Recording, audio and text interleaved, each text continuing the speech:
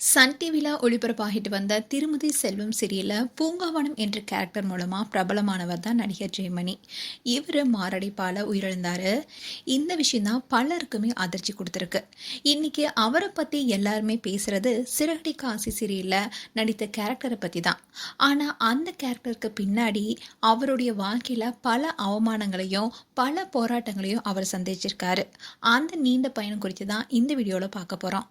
அதாவது ஜெயமணி அவர்களுக்கு 7 வயசுலேருந்தே சினிமாவில் நடிக்க ஆசை இருந்துச்சான். அவருடைய மாமா பாடகர்ன்றதுனாலேயே நாடகத்தில் நடிக்கணும்னு ஆசை ஆரம்பிச்சிருக்கு.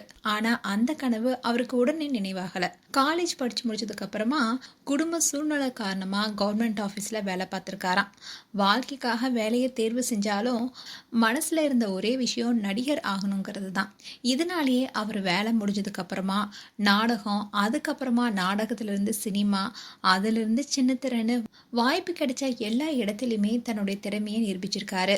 அதுவும் ஜெயமணி ஒரு இன்டர்வியூல கூட என்ன சொல்லியிருப்பாருன்னா, அரசு வேலையை விட்டு சினிமாவுக்கு வந்த ஆரம்ப காலத்தில் ஷூட்டிங் அப்போ சாப்பாடு தட்டை எடுத்துட்டு நின்றுட்டு இருப்பேன். ஆனால் அங்கே இருக்கவங்களோ நீ அங்கே போய் சாப்பிடுன்னு கையில் இருந்த தட்டை பிடுங்கிட்டு அவமானப்படுத்தியிருக்காங்கன்னு ரொம்பவே வேதனையாக சொல்லியிருக்காரு.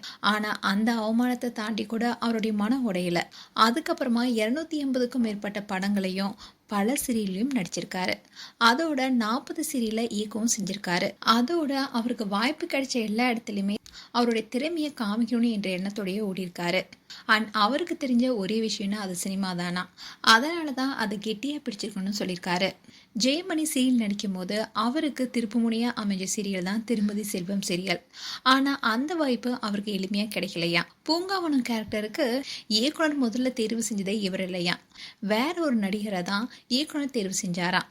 ஆனால் அந்த நேரத்தில் டெலிவிஸ்டார்ஸ் ராதா தான் இவரை ரெக்கமெண்ட் பண்ணி சேர்த்திருக்காரு. அதனால் இயக்குனருக்கு இவர் மேலே நம்பிக்கையே இல்லையா.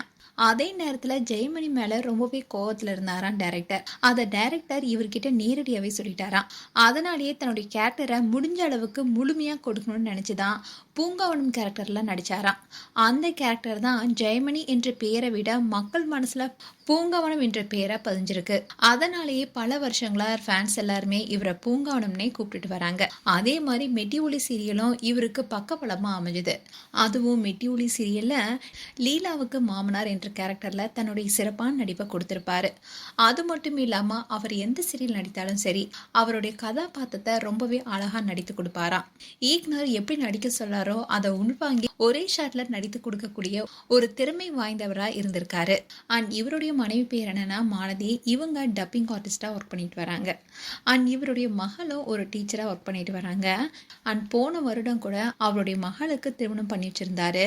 அந்த சமயத்தில் கூட இவருக்கும் அவருடைய மனைவிக்கும் தன்னுடைய மகள் பாத பூஜை பண்ண அந்த அழகான வீடியோவை ஷேர் பண்ணியிருந்தாரு. அதோட ரீசெண்டாக 19ஆம் தேதி தான் தன்னுடைய பேரனுக்கு முதலாவது பிறந்தநாளை கொண்டாடி இருந்தாரு. அப்போ கூட பல செலிபிரிட்டிஸும் வந்து கலந்துருந்தாங்க. இப்படி இருக்க சூழல தான் ஒரே வாரத்தில் அவரோட உயிர் பிரிந்திருக்கு. அண்ட் ஜெயமணி அவர்கள் ரீசெண்டாக சிறகடி காசி சீரியலில் மலேசியா மாமா என்ற கேரக்டரில் ரோஹிணிக்கு மாமாவாக நடிக்க வந்திருப்பாரு. அந்த சமயத்தில் அவர் நடித்த ஒவ்வொரு எபிசோடுமே ரொம்பவே யதார்த்தமாக நடிப்பு கொடுத்துருப்பாரு. இந்த கேரக்டர் தான் இப்போ பெரிய அளவில் பேசப்பட்டது.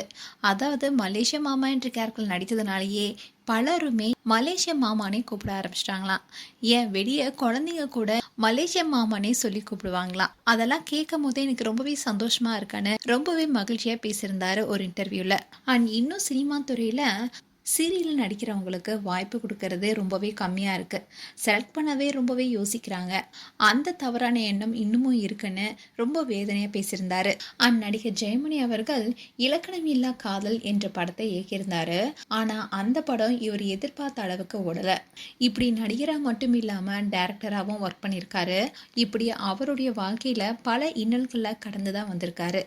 இப்படி இருக்க சூழல தான் இந்த உலகத்தை விட்டு பிரிஞ்சிட்டாரு. ஒரு நல்ல கலைஞரை இந்த சின்னத்திரை உலகம் இழந்திருக்கு. கேரக்டராகவே மாறிவிடுற ஜெயமணி போன்ற நடிகர்கள் பலர் இன்னும் சரியான வாய்ப்பு இல்லாம தான் இருக்காங்க. அவங்களுக்காவது இனி நல்ல வாய்ப்புகள் கிடைக்கணும்.